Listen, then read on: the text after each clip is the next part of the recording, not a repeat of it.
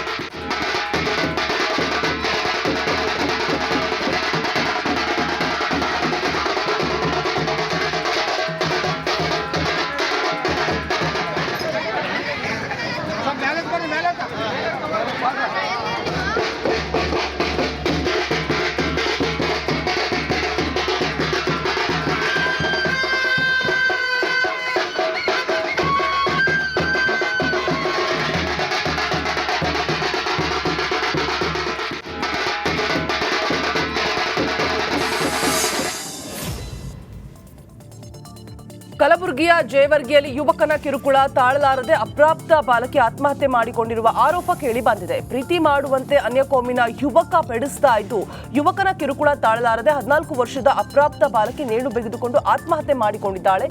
ಇದಕ್ಕೆ ಸಂಬಂಧಪಟ್ಟಂತೆ ಜೇವರ್ಗಿ ಪಟ್ಟಣದಲ್ಲಿ ಅಖಿಲ ಭಾರತ ವೀರಶೈವ ಲಿಂಗಾಯತ ಸಮಾಜದಿಂದ ಪ್ರತಿಭಟನೆ ಕೂಡ ನಡೆಸಲಾಯಿತು. ಪ್ರತಿಭಟನೆಯ ಸಂದರ್ಭದಲ್ಲಿ ಪ್ರತಿಭಟನಾಕಾರರು ಆರೋಪಿಯನ್ನ ಬಂಧಿಸುವಂತೆ ಆಗ್ರಹಿಸಿದ್ದಾರೆ.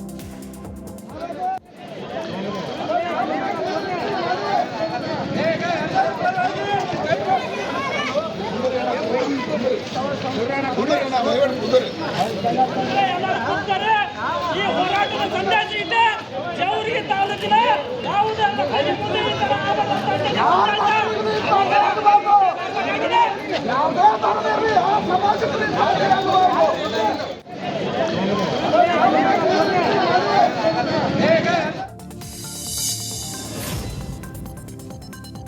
ಕಲಬುರಗಿಯ ಶೇಖ್ ರೋಜಾ ದರ್ಗಾದ ಆವರಣದಲ್ಲಿ ರಾಷ್ಟ್ರಧ್ವಜ ಸ್ತಂಭದಲ್ಲಿ ಮುಸ್ಲಿಂ ಧ್ವಜಾರೋಹಣ ಆರೋಪ ಕೇಳಿ ಬಂದಿದೆ. ಸಾಮೂಹಿಕ ವಿವಾಹ ಸಂದರ್ಭದಲ್ಲಿ ಘಟನೆ ನಡೆದಿದ್ದು ರಾಷ್ಟ್ರಧ್ವಜಕ್ಕೆ ಅಪಮಾನ ಮಾಡಿರುವುದನ್ನು ಖಂಡಿಸಿ ಹಿಂದೂ ಜಾಗೃತಿ ಸೇನೆಯವರು ಚೌಕ್ ಪೊಲೀಸ್ ಠಾಣೆಗೆ ದೂರನ್ನ ನೀಡಿದ್ರು. ಇನ್ನು ರಾಷ್ಟ್ರಧ್ವಜಕ್ಕೆ ಅಪಮಾನ ಮಾಡಿದವರ ವಿರುದ್ಧ ಕ್ರಮಕ್ಕೆ ಹಿಂದೂ ಜಾಗೃತಿ ಸೇನೆ ಆಗ್ರಹಿಸಿದೆ.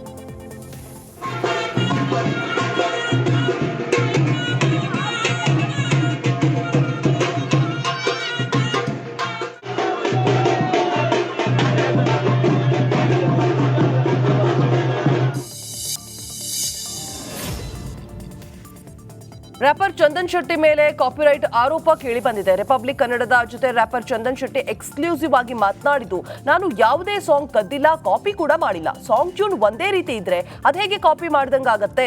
ಯುವರಾಜ್ ವೈಬುಲ್ ಅವರು ಸುಮ್ಮನೆ ನನ್ನ ಮೇಲೆ ಆರೋಪವನ್ನ ಮಾಡ್ತಾ ಇದ್ದಾರೆ. ಇದು ಕೇವಲ ಪಬ್ಲಿಸಿಟಿ ಗಿಮಿಕ್ ಅಷ್ಟೇ.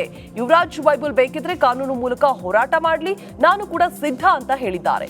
ಇನ್ನು ನ್ಯಾಯಾಲಯದ ಮೊರೆ ಹೋಗೋದಾದ್ರೆ ನ್ಯಾಯಾಲಯದ ಮೂಲಕವೇ ನಾನು ಕೂಡ ಉತ್ತರವನ್ನ ನೀಡ್ತೇನೆ. ನಾನು ಅವರ ಸಾಂಗ್ ಅನ್ನ ಕಾಪಿ ಮಾಡಿಯೇ ಇಲ್ಲ, ಇದೆಲ್ಲ ಸುಳ್ಳು ಆರೋಪ ಅಂತ ಚಂದನ್ ಶೆಟ್ಟಿ ಹೇಳಿದ್ದಾರೆ. ಬರುವಂಥ ಥಾಟು ಇನ್ನೊಬ್ಬರಿಗೆ ಬರೋದು ಸಾಮಾನ್ಯ. ಇದು ನಿಮಗೂ ಏನೋ ಒಂದು ಅನಿಸಿರುತ್ತೆ, ನಿಮ್ಮ ಸ್ನೇಹಿತರ ಹತ್ರ ಏನೋ ಹಂಚ್ಕೊಳ್ತಿರ್ತಾರೆ. ಹಾಗಂದ್ರೆ ನಾನು ಇದೇ ಥರ ಅಂದ್ಕೊಂಡಿದ್ದೆ ನಾನು ಅಂತ ಹೇಳ್ತಾರೆ. ಸೊ ಈ ರೀತಿಯಾದಂಥ ಒಂದು ಸಂದರ್ಭಗಳು ನಮ್ಮ ಜೀವನದಲ್ಲಿ ಸಾಕಷ್ಟು ಬರ್ತಾ ಇರುತ್ತೆ. ಸೊ ಅದೇ ರೀತಿ ಇದು ಒಂದು ಅಂತ ಹೇಳೋಕ್ಕೆ ಇಷ್ಟಪಡ್ತೀನಿ. So it's a mere coincidence. ಇದು ಕಂಪ್ಲೀಟಾಗಿ it's a very first of all ಏನಂತ ಹೇಳ್ತೀನಿ ಅಂದರೆ ಅದು ತುಂಬ ಸಿಂಪಲ್ ಟ್ಯೂನ್ ಇದೆ. It's a very basic tune ಅದು.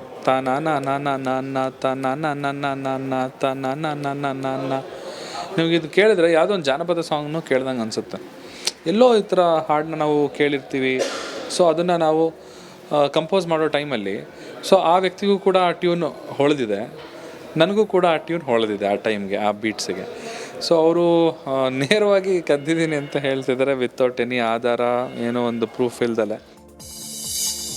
ಅಮಿತಾಬ್ ಬಚ್ಚನ್ ನಡೆಸಿಕೊಡುವ ಕೌನ್ ಬನೇಗಾ ಕರೋಡ್ಪತಿ ಕಾರ್ಯಕ್ರಮದಲ್ಲಿ ಬಾಗಲಕೋಟೆ ವಿದ್ಯಾರ್ಥಿ ಮಲ್ಲಿಕ್ ಸಾಬ್ 50 ಲಕ್ಷ ಗೆದ್ದಿದ್ದಾನೆ. ಇನ್ನು ಮಹಾಲಿಂಗಪುರ ಪಟ್ಟಣದ ಸಾಮಾನ್ಯ ವೆಲ್ಡರ್ ಮಗ ಜಹಾದ ಅಂಗಡಿಯಲ್ಲಿ ಬ್ಯಾಡ್ಮಿಂಟನ್ ಕೋರ್ಟ್ನಲ್ಲಿ ವಾಚ್ಮನ್ ಆಗಿ ಕೆಲಸ ಮಾಡ್ತಾ ಇದ್ದ ರಂಜಾನ್ ಮಲ್ಲಿಕ್ ಸಾಬ್ ಫಿರಾಜಾದೆ 50 ಲಕ್ಷವನ್ನ ಗೆದ್ದಿದ್ದಾನೆ. ಸದ್ಯ ಬಿಎ ಮುಗಿಸಿ ಧಾರವಾಡದಲ್ಲಿ ಸ್ಪರ್ಧಾತ್ಮಕ ಪರೀಕ್ಷೆ ತಯಾರಿ ನಡೆಸಿರುವಂತಹ ಈತ ಅಮಿತಾಬ್ ಪ್ರಶ್ನೆಗೆ ಉತ್ತರಿಸಿ 50 ಲಕ್ಷವನ್ನ ತಂದಾಗಿಸಿಕೊಂಡಿದ್ದಾನೆ.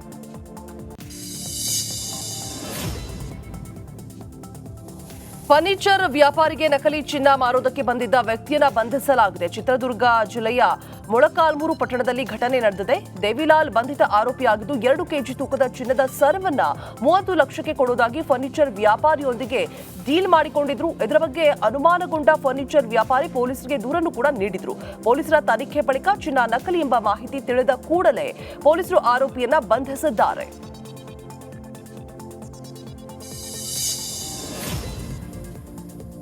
ಪೊಲೀಸ್ ಕ್ರಿಕೆಟ್ ಕಪ್ ಟೂರ್ನಿಗೆ ಸಚಿವ ಡಿ ಸುಧಾಕರ್ ಚಾಲನೆ ನೀಡಿದ್ದಾರೆ. ಚಿತ್ರದುರ್ಗ ನಗರದ ಡಿಎಆರ್ ಮೈದಾನದಲ್ಲಿ ಕಾರ್ಯಕ್ರಮ ಹಮ್ಮಿಕೊಳ್ಳಲಾಗಿದ್ದು, ಈ ವೇಳೆ ಸಖತ್ ಬ್ಯಾಟ್ ಬೀಸಿ ಸಚಿವ ಡಿ ಸುಧಾಕರ್ ಕ್ರೀಡಾಪಟುಗಳಿಗೆ ಹುಮ್ಮಸ್ಸನ್ನ ಮೂಡಿಸಿದ್ದಾರೆ. ಇನ್ನು ಇದೇ ವೇಳೆ ಶಾಸಕರ ಅನುದಾನದಲ್ಲಿ ಪೊಲೀಸ್ ಇಲಾಖೆಗೆ ನೀಡಲಾದಂತಹ 4 ಜೀಪ್ಗಳನ್ನು ಹಸ್ತಾಂತರ ಮಾಡಿದ್ರು. ಈ ಮೂಲಕ ಸಚಿವ ಸುಧಾಕರ್ ಸ್ವಂತ ಜೀಪ್ ಡ್ರೈವ್ ಮಾಡಿ ಸ್ವತಃ ತಾವೇ ಎಲ್ಲರ ಗಮನ ಸೆಳೆದಿದ್ದಾರೆ.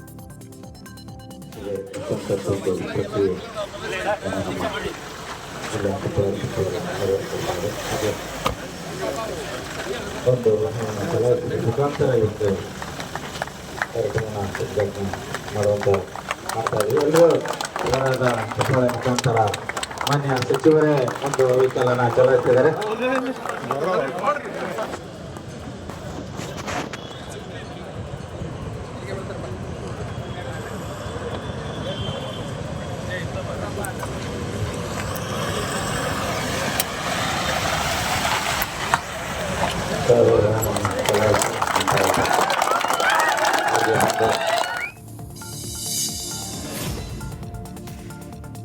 ದಾವಣಗೆರೆಯ ಹೆಬ್ಬಾಳು ಟೋಲ್ ಪ್ಲಾಜಾ ವತಿಯಿಂದ ರಸ್ತೆ ಸುರಕ್ಷತಾ ಮಾಸಾಚರಣೆ ಆಚರಿಸಲಾಯಿತು. ಹೆಬ್ಬಾಳು ಗ್ರಾಮದ ಶ್ರೀ ರುದ್ರೇಶ್ವರ ಆಂಗ್ಲ ಮಾಧ್ಯಮ ಶಾಲೆಯಲ್ಲಿ ಕಾರ್ಯಕ್ರಮ ಹಮ್ಮಿಕೊಳ್ಳಲಾಗಿದ್ದು, ಎನ್ಎಚ್ಐಟಿ ಟೋಲ್ ಪ್ಲಾಜಾ ಮ್ಯಾನೇಜರ್ ಅನಿಲ್ ಸುರಕ್ಷತೆ ಬಗ್ಗೆ ಮಾಹಿತಿಯನ್ನು ಕೂಡ ಕೊಟ್ಟಿದ್ದಾರೆ. ರಸ್ತೆಯಲ್ಲಿ ಅಪಘಾತದ ಚಿತ್ರಣದ ಕಲ್ಪನೆ, ರಸ್ತೆಗಿಳಿಯುವಂತಹ ಮುನ್ನ ಕೈಗೊಳ್ಳಬೇಕಾದಂತಹ ಮುನ್ನೆಚ್ಚರಿಕೆಯ ಕ್ರಮದ ಕುರಿತು ಸವಿಸ್ತಾರವಾಗಿ ಹೇಳಿ ರಸ್ತೆ ಸಂಚಾರ ನಿಯಮಗಳ ಮಹತ್ವವನ್ನ ತಿಳಿಸಿದ್ದಾರೆ.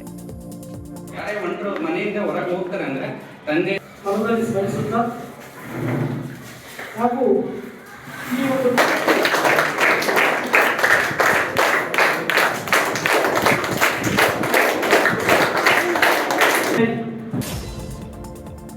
ಪವರ್ ಪಾಲಿಟಿಕ್ಸ್ಗೆ ಡಿಕೆ ಶಿವಕುಮಾರ್ ಬೆದರಿದ್ರ ಅನ್ನೋ ಪ್ರಶ್ನೆ ಮೂಡಿದೆ. ಸಿದ್ದು ಬಣದ ರಾಜಕೀಯಕ್ಕೆ ಡಿಸಿಎಂ ಡಿಕೆಶಿ ಕಂಪ್ಲೀಟ್ ಸರೆಂಡರ್ ಆದ್ರ ಅನ್ನೋ ಹಲವಾರು ಪ್ರಶ್ನೆ ಉದ್ಭವಿಸಿದೆ. ಯಾಕಂದ್ರೆ ಡಿಕೆಶಿ ನನಗೆ ಯಾವ ಶಾಸಕರ ಬೆಂಬಲವೂ ಕೂಡ ಬೇಡ ಎಂದಿದ್ದಾರೆ. ಕಾಂಗ್ರೆಸ್ನಲ್ಲಿನ ಒಳಬೇಗುದಿಗೆ ಡಿಕೆಶಿ ಕಂಗಾಲಾದ್ರ ಅಥವಾ ಪದೇ ಪದೇ ಸಿದ್ದು ಬಣದ ತಂತ್ರಕ್ಕೆ ಡಿಕೆ ಸೈಲೆಂಟ್ ಆದ್ರ ಅನ್ನೋದೇ ಸದ್ಯದ ಪ್ರಶ್ನೆಯಾಗಿದೆ. ಚಿಕ್ಕಮಗಳೂರು ಜಿಲ್ಲೆಯ ಶೃಂಗೇರಿ ನರಸಿಂಹ ವನದಲ್ಲಿರುವಂತಹ ಶ್ರೀಮಠಕ್ಕೆ ಡಿಕೆಶಿ ಭೇಟಿಯನ್ನ ನೀಡಿ ಶ್ರೀಗಳ ಆಶೀರ್ವಾದವನ್ನ ಪಡೆದಿದ್ದಾರೆ.